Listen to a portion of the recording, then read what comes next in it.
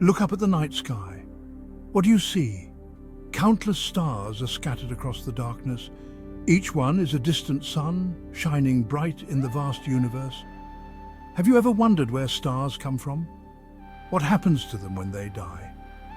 The life of a star is an incredible journey. It's a story of birth, growth, dramatic death, and ultimately, rebirth.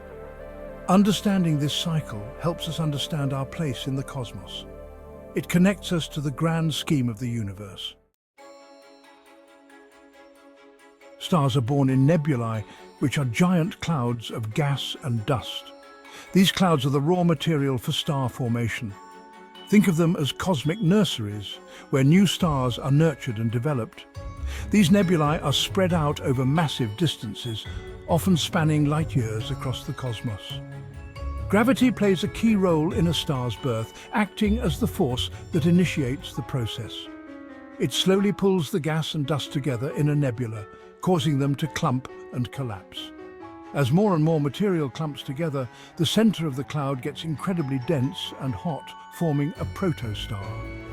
Eventually, the temperature and pressure reach a point where nuclear fusion begins, igniting the star.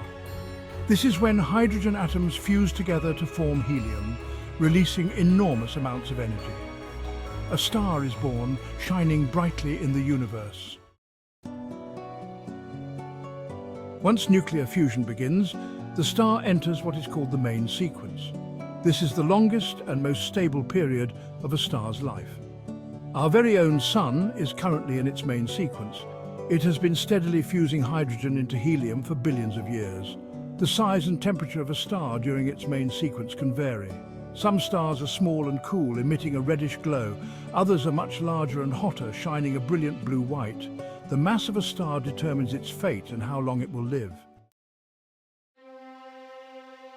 Eventually, a star will use up most of the hydrogen in its core, which is the primary fuel for nuclear fusion.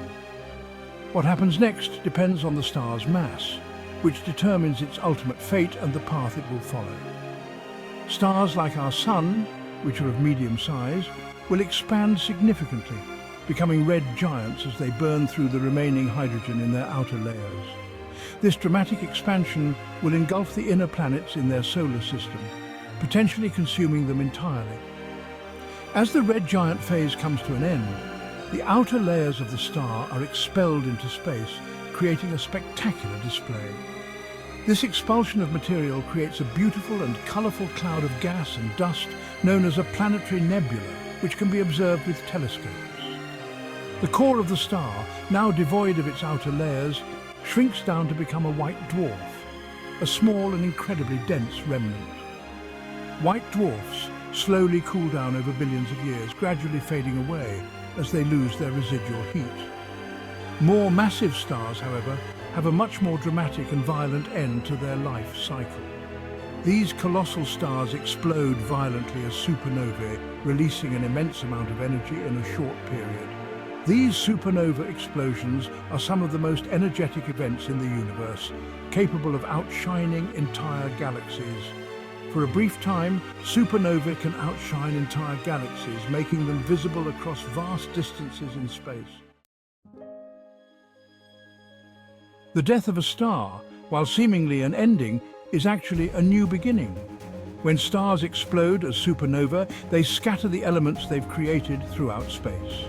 These elements, like carbon, oxygen and iron, are the building blocks of planets and even life itself. The material ejected by dying stars eventually becomes part of new nebulae. From these nebulae, new generations of stars are born. This cycle of star birth, life and death is a continuous process that enriches the universe. When we look up at the stars, we are looking at both the past and the future. Each twinkling light is a time capsule, a glimpse into the history of the universe. The light from distant stars has traveled for millions or even billions of years to reach our eyes. This journey of light tells the story of cosmic events that happened eons ago. We're also looking at the ingredients of future stars and planets. These nebulae are the nurseries where new stars are born, continuing the cycle of creation. We are all connected to the cosmos. The same elements that make up our bodies are found throughout the universe, linking us to the stars.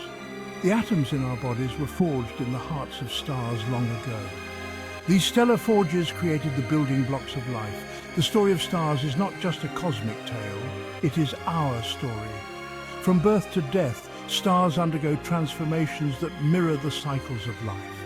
It reminds us of the grandeur of the universe and our place within it. We are a small but integral part of this vast, ever-changing cosmos.